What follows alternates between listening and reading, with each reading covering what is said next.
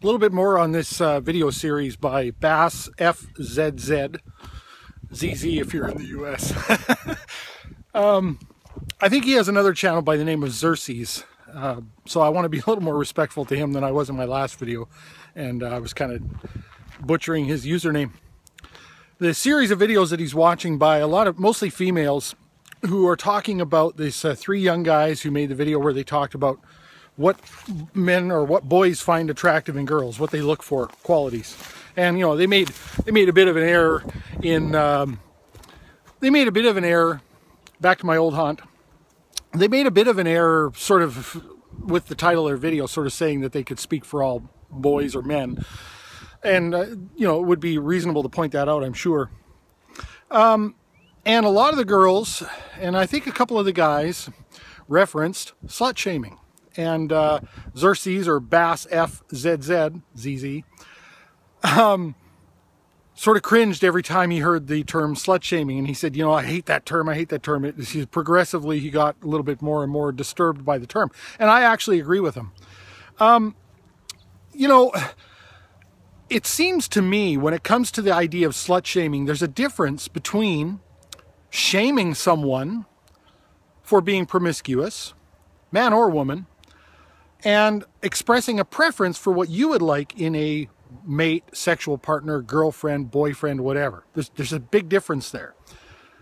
When it comes to shaming someone publicly or something like that, or discriminating against someone because they happen to be promiscuous, that's obviously a problem, and I would call that slut shaming. It's hard for me to tell even sometimes when feminists talk about slut shaming, because they have things like slut walk. So I think feminists have to be okay with the term slut, or just that it refers to a female who is promiscuous, and that they're okay with that activity. That's what I'm assuming. Sometimes hard to tell, though. And so really what their beef is slut shaming, and I would share in that beef. I don't think that anybody should be shamed for being promiscuous. However, again, having said that, you can't tell someone that what they can have as qualities that they seek in a mate. It almost seems like this is an attempt to rob these guys of their agency, which is really what I was referring to in my previous video, that in the mating scene in our culture, at least right now, the agency is really, you know, held quite a bit by the woman, at the very least when it comes to marriage. You know, the men propose and the women decide, or the women choose in general. Not something that I particularly think needs to stick around, or something I'm particularly fond of. I think a lot of culture could die in a pool of fire, but that's sort of the way it is, and I think it would be healthy to point that out. But to tell someone that they can't seek a mate that is chaste, or whatever you want to call it, and that somehow degrades women because that's that person's particular preferences, I think is way off the mark. And oddly enough, in a lot of these videos, the very same women who are saying this then list out their preferences, right? Which is, you know, like anybody who would make a video like this, I'm not interested in. Well, that's a fucking preference. That's a standard that you have. Good for you. And, you know, it should be said, of course, that these men are just as subject to the results of their own choices as anybody else. So it could very well be that they'll never find a woman who meets their standards or characteristics that they desire, and they'll be alone. That's how the game is played. That's the luck of the draw. But to try to strip someone of their agency, that's something I've actually seen mostly done by social justice warriors. Now, before I go any further, I want to be careful to make a distinction between the pejorative, which typically used as a pejorative term, social justice warrior, and an actual person who campaigns for and fights, you know, against social injustice, right? There's a big difference between someone who campaigns and fights for the rights of women in other countries to, say, be able to have an education, be able to drive a car, not be under the thumb of a man, to maybe not be stoned to death for having been a victim of rape. Those people aren't social justice warriors. They're fucking heroes. The social justice warrior pejorative, as it's used as a pejorative, is more aptly used to describe someone like a a woman who's at some sort of a demonstration and is yelling as loud as she can to make sure everyone can hear, "Get your hand off my breast," when the videotape clearly shows that the man is not groping her in any way, shape, or form, and then actually initiates violence by pushing him off of some sort of ledge to his injury. And I would lump anyone who is attempting to rob someone else of their agency while they're purporting to be attempting to, give someone else theirs, right? These are people deserving of a pejorative term. And those seem to be the people that, in very much the same way, they'll talk about how you can't discriminate against someone just because of their race, their gender, their sexual preference. And then they'll talk about the nature of whiteness, or teach boys not to rape, as though it's okay to suddenly just classify all of one gender as a certain thing, even though that's what you claim to be fighting against. You know, when it comes to the whole idea of slut shaming, again, personal preference, you can't dictate that. And that guy's going to be subject to the results of that anyway. He's going to live with the consequences, be they positive or negative or neutral, of that choice. And that choice may change. You know, that's the thing. With men and boys, sometimes, and I mean anybody, sometimes it's about sexual competition, right? So when I was much younger, I definitely did not want an unchaste woman.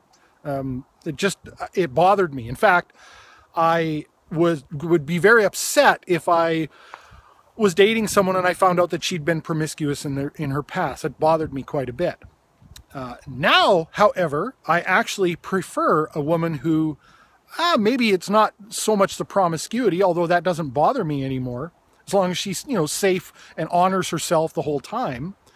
But I really enjoy the notion of a woman who has sexual desire and knows what she wants and is willing to go after it and makes sure that she gets herself, what she needs in that department. That, to me, that's a big turn on. It wasn't always that way. That may change with these guys as well. And I think in some ways that's what people mean by this whole notion of, they want a saint in the boardroom and a slut in the bedroom. I mean, I think in some ways that's a mixing of those two lines. It's someone saying, listen, I don't want a woman who's promiscuous and outwardly sexual with everybody, but I want her to be very sexual with me. And there are many men, I'm sure, who live with a woman who is not all that sexually active. And I've actually seen quite a few women who are very upset with their husbands in that department as well, who definitely would be open to the idea of their partner being more sexually interested and or having had a more sexually active past, because that's what that means, is that they're potentially, unless it's because of dysfunction, interested in sex and like it and want to, And it's also ridiculous too, again, the double standard continues, because I hear always talking about slut shaming, but I don't hear anybody talking about playa shaming. There are a lot of guys who are very promiscuous. You might call them players. I'm not talking about necessarily manipulative guys. I'm not talking about Rufalin or these, I can't remember what they're called now, pickup artists. I'm not talking about that. I'm just talking about guys who are players, guys who like to date lots of women and have sex with lots of women, who are even open about it. There are plenty of women who do not want to have a man like that as their lifelong mate, that they don't want to consider him as a serious boyfriend, fiance, or husband. So, we don't talk about that at all. And the one thing I've never heard is the term playa shaming. If you want to talk about sexism, that's certainly something that is shamed. It's shamed by most feminists and lots of other people. And it is a particular preference standard that a lot of women hold as well. So anyway, I just wanted to share that. I really agree with BASSFZz, or BASSFZz. This term slut shaming is really, I've had enough of it, because it's not very clearly defined. And it's not slut shaming if you say to yourself, I'm not really attracted to a woman who's promiscuous. I want a woman who is, who's a little more discerning in that department. And I'm not even one who shares in that characteristic, that desire anymore. I once was. But, you know, slut shaming should be reserved for when it is really what the term says. Shaming women for being promiscuous. I agree. That's bullshit. You know, I think it's bullshit if we shame men for being promiscuous as well. I think what we need to do probably is it's reasonable to have a public discourse about some of the ramifications of promiscuity, and not just in terms of potential for pregnancy and sexual disease, but also the ramifications on your potential for seeking a lifelong partner, that a long-term promiscuous period of your life may actually cause you to miss